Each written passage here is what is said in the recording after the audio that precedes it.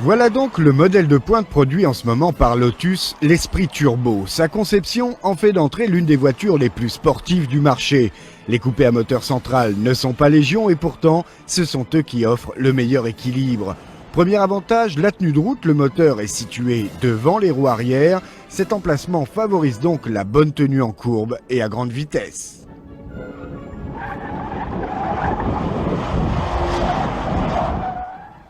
Et puis dans ce type de coupé, ce qui frappe, c'est le caractère. Pas de concession, la voiture est une stricte deux places. Elle est avant tout étudiée pour le plaisir de la conduite. En dehors de l'habitacle, l'ensemble est réservé aux organes mécaniques. Il est inutile d'espérer partir pour de longues vacances en emportant tous les bagages de madame. L'arrière est réservé au moteur, sans être volumineux, le 4 cylindres turbo tient tout de même sa place. Quant à l'avant, vous le voyez comme moi, inutile d'insister.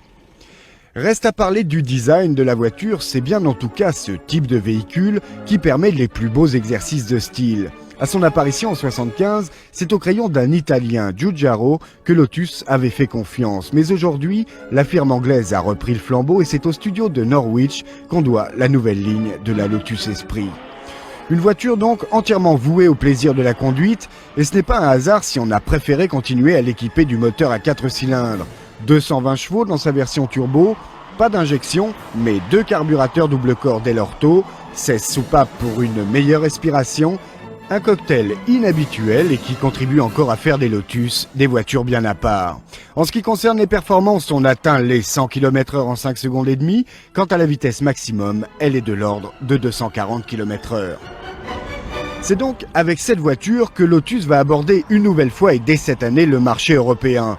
Depuis 3 ans maintenant, la marque n'était plus importée en France. On devrait donc revoir la Lotus Esprit en bonne place au Salon de Paris cette année et pour un prix avoisinant les 300 000 francs.